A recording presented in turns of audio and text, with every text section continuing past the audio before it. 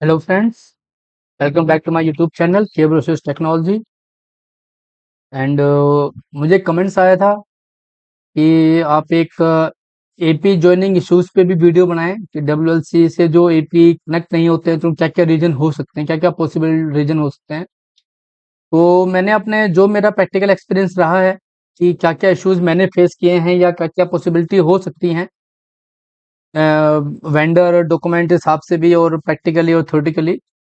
तो मैंने कुछ पॉइंट कवर करने की कोशिश की है, तो आज हम उन्हीं को डिस्कस करेंगे। तो बने रहें इस वीडियो के साथ and please like share and subscribe my channel. शुरू करते हैं आज की वीडियो।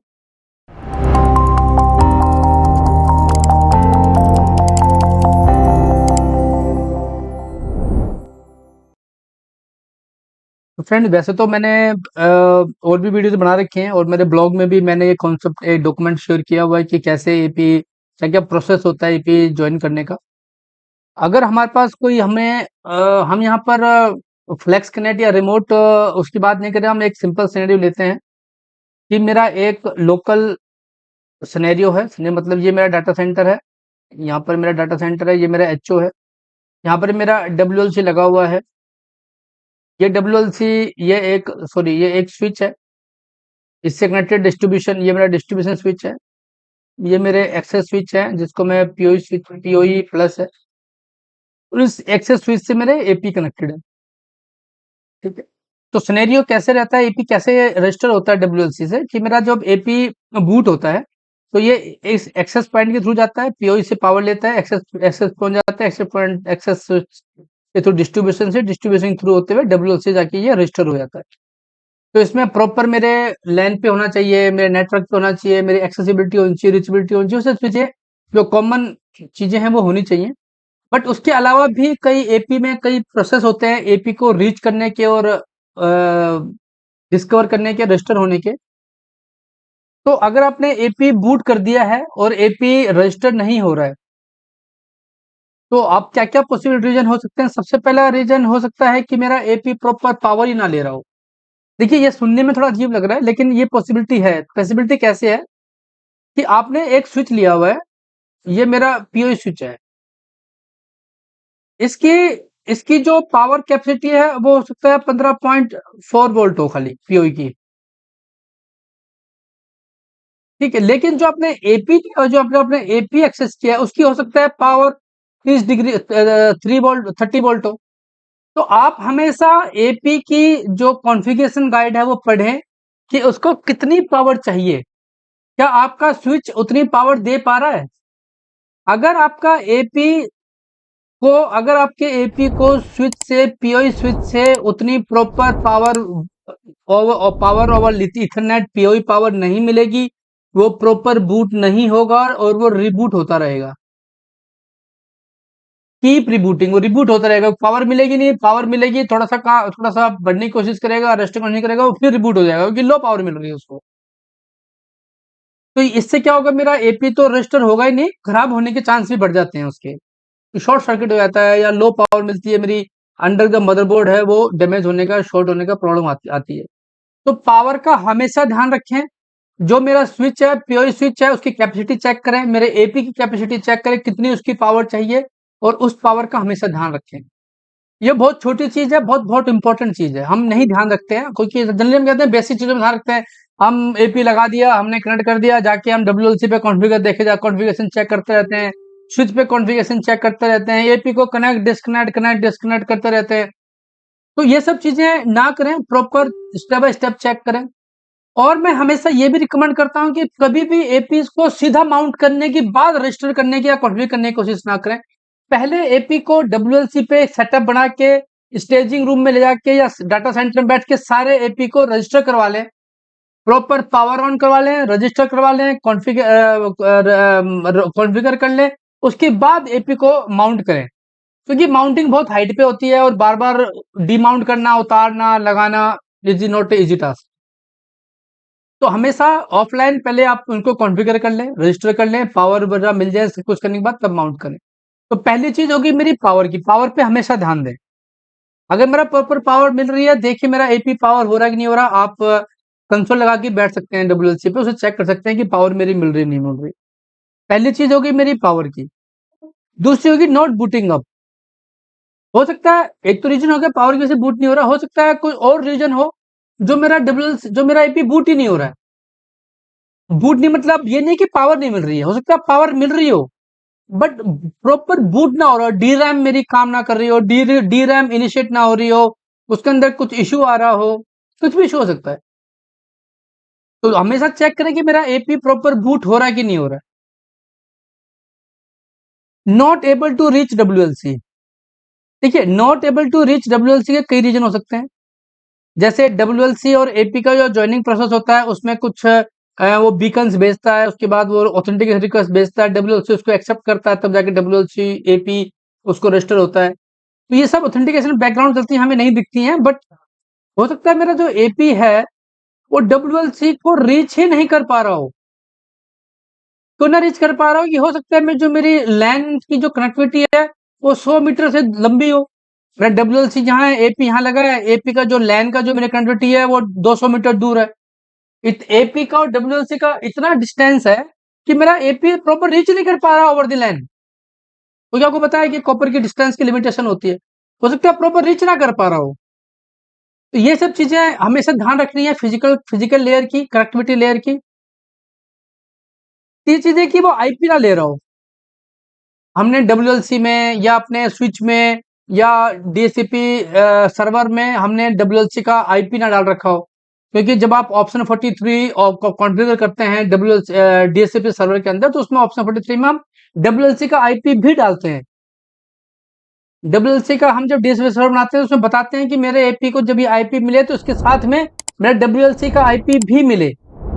तो हो सकता है कि मैंने डब्ल्यूएल मेरे एपी को आईपी तो मिल रहा है, मीन्स मेरा एपी आईपी के लिए डीएससीपी को रिक्वेस्ट तो फॉरवर्ड कर रहा है, लेकिन एपी को प्रॉपर आईपी नहीं मिल रहा, या आईपी मिल रहा है तो डब्ल्यूएलसी का आईपी नहीं मिल रहा, उसको पता ही नहीं कि मुझे कौन से डब्ल्यूएलसी को रीच करना है। जब तक एपी के पास डब्ल्यूएलसी का आईपी, या तो आप एपी में लॉगिन करके मैनुअल डब्ल्यूएलसी का आईपी डालते हैं या फिर डीएससीपी के थ्रू उसको डब्ल्यूएलसी का आईपी मिल जाए। लेकिन जब एपी को पता ही नहीं है कि मुझे डब्ल्यूएलसी कौन से डब्ल्यूएलसी को रीच करना है, तो वो रीच कैसे करेगा। तो ये कॉन्फ़िगरेशन डीएचसीपी सर्वर में हमेशा चेक करें कि मेरे डीएचसीपी आईपी प्रॉपर एपी को मिल रही कि नहीं मिल रही विद डब्ल्यूएलसी आईपी।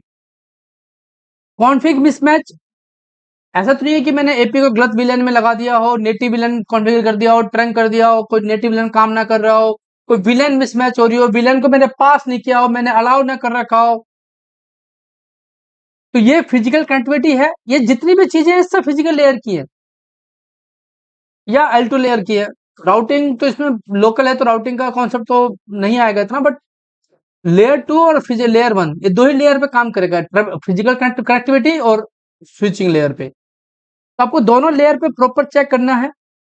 अब हो सकता है कि मेरा एपी बूट भी हो रहा है, उसको बूट भी हो गया, उसको आईपी भी मिल गया, डब्ल्यूएलसी भी रीच हो गया। अब क्या कर रहा है वो, अब एपी जब तक रजिस्टर नहीं होगा तब तक वो डब्ल्यूएलसी का सॉफ्टवेयर डाउनलोड ना कर ले। अब वो क्या कर रहा है, मेरा डब्ल्यूएलसी से जो आईओएस है, जो फर्मवेयर वर्जन है वो डाउनलोड ही नहीं कर पा रहा अपने पास।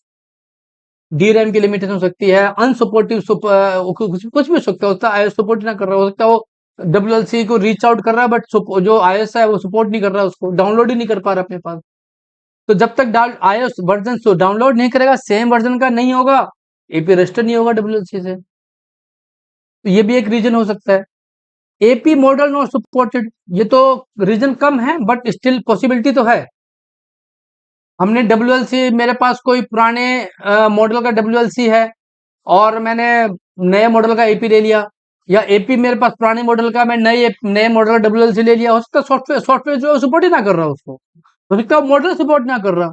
ऐसा तो नहीं है कि आप ऑटोनोमस डब्ल्यू एपी को आप कनेक्ट करने की कोशिश कर रहे हो। देखो मैं ये नहीं कह रहा हूँ कि आप लोगों को पता नहीं है कि ऑटोनोमस क्या होता है, लाइट वेट क्या होता है, और आप कहोगे कैसी बातें कर रहा है कि हम इतने, हमें ये भी नहीं पता है कि ऑटोनोमस एपी को कैसे कॉन्फ़िगर करते हैं और एलएपी कैसे करते हैं, डब्ल्यूएलसी कौन से लगाते हैं। I am not denying, I don't have any doubt on your capability, but मेरा पॉइंट है कि ये भी पॉसिबिलिटी है, क्योंकि मैंने ये फेस किया है।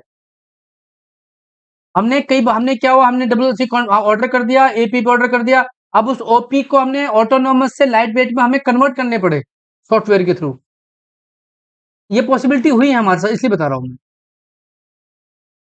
उसमें मोड बटन होता है, उसमें मोड बटन दबाओ, फिर एक लाइट ब्लिंक होती है, उसको छोड़ो, फिर वो TFT के थ्रू iOS सॉफ्टवेयर डाउनलोड करता है, तब जाके अपने आप को वो एज ए ऑटोनोमस अपने आप को ऑटोनोमस लाइट वेट में कन्वर्ट करता है, तब जाके WLC में रजिस्टर होता है। बहुत सी चीजें होती हैं। तो ये जब प्रैक्टिकली जब आप करते हैं तब और भी चैलेंजेस आते हैं। ये तो मैं वो बता रहा हूँ जो पॉसिबल रीजन है, बट रीजन और भी हो सकते हैं, वो तो ग्राउंड लेवल पे पता लगती है। लाइसेंसिंग इशू, देखिए लाइसेंसिंग इशू क्या चीज होती है कि आपने WLC ले लिया, उसके अंदर आपने 50 WLC 50 AP का लाइसेंस लिया हुआ है, ठीक है। आपने कभी 5 साल पहले WLC लिया था, छोटा WLC लिया था, उस टाइम रिक्वायरमेंट नहीं थी, आपने 50 AP के लाइसेंस ले लिए। अब वो 50 AP रजिस्टर हो गए, लाइसेंस कंज्यूम हो गया, अब वो लाइसेंस ही नहीं है। जब तक लाइसेंस नहीं होगा, AP रजिस्टर नहीं करेगा WLC। क्यों? WLC को तो ये पता है कि भाई मुझे 50 AP को रजिस्टर करना है बस। मेरे पास जो ऑर्डर है, जो लाइसेंस है, 50 AP को रजिस्टर करने का है।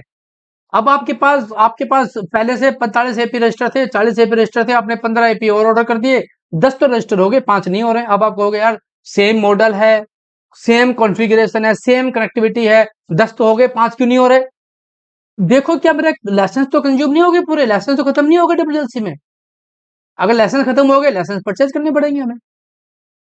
तो ये चीजें हमेशा, ये चीजें मेरी जो लाइसेंस है, ये सब चीजें मुझे जब डॉक्यूमेंट बनाता हूँ ना, implementation document, network implement document या वायरलेस डॉक्यूमेंट इम्प्लीमेंटेशन, तो उस चीज में सब कवर करना होता है ये सब चीजें। इसलिए मैं बोलता हूँ डॉक्यूमेंटेशन पे हमेशा फोकस करें, प्रॉपर डॉक्यूमेंट बनाए, एक एक चीज कवर करें। तो लाइसेंस का हमेशा चेक करें, अगर लाइसेंस अवेलेबल है तो हो सकता है तो तब दूसरे फर्दर चीजों पे जाएं। उसके बाद फेयरवेल पॉलिसी भी होती है कि हो सकता है कोई आपका AP और WLC के बीच में कुछ ऐसी पॉलिसी लगी है, वैसे पॉसिबिलिटी कम है, लेनी है, बट फिर भी तो आप फायरवॉल चेक कर सकते हैं। तो ये कुछ पॉसिबिलिटी रीजन है। हो सकता है मैंने कुछ मिस आउट कर दिए हो, बट आप मुझे कमेंट्स करके शेयर कर सकते हैं जो भी आपने कुछ फेस किया हो, कभी ऑब्जर्व किया हो अपनी इम्प्लीमेंटेशन के टाइम पे। तो अब इसको हम ट्रबल शूटिंग कैसे करते हैं, उसके लिए मैं इसके अगले एक वीडियो और डालूंगा, क्योंकि ये वीडियो लंबी हो रही है। तो मैं इससे आगे एक और वीडियो डालूंगा, उसमें हम बात करेंगे कि इसको हम कैसे ट्रबल शूट कर सकते हैं। मतलब ये तो पॉसिबिलिटी है। तो ट्रबल शूटिंग के लिए मैं डिबग कर सकता हूँ, या मेरे AP पे भी LED भी ब्लिंक करती हैं, जो LED AP के बारे में बहुत कुछ हमें इन्फॉर्म करती हैं। जैसे डॉक्टर होता है ना, हमारी हमारी टंग देख के, हमारी आंखें देख के, हमारे नेल्स देख के, हमारा चेहरा देख के बता देता है कि यार तेरे में तुझ में ये प्रॉब्लम नजर आ रही है। सेम चीज हमारा AP भी LED के थ्रू हमें बहुत कुछ इन्फॉर्मेशन देता है, हम उन पर ध्यान नहीं देते हैं। बट जो AP की LED है, वो हमें 90% इंफॉर्मेशन LED दे देती है कि क्या इशू हो सकता है, और उसी हिसाब से हम उसको ट्रबल कर सकते हैं। तो आने वाली वीडियो में मैं LED की पूरी इंफॉर्मेशन शेयर करूंगा कि LED का रेड का मतलब क्या है, ग्रीन का मतलब क्या है, ब्लू का मतलब क्या है, तीनों एक साथ कर रहे हैं तो क्या मतलब है, कितनी जल्दी कर रही हैं, स्लो कर रही हैं तो क्या मतलब है, चेंज हो रही है तो क्या मतलब, वो सब आने वाली वीडियो में मैं शेयर करूंगा। सो बने रहें मेरे चैनल के साथ, मेरी वीडियो के साथ, and requesting you to subscribe, share करें फ्रेंड्स के साथ एंड लाइक करें। तो आज की वीडियो में इतना ही, मिलते हैं अगली वीडियो में, तब तक के लिए देखते रहे मेरी video, and thanks, take care.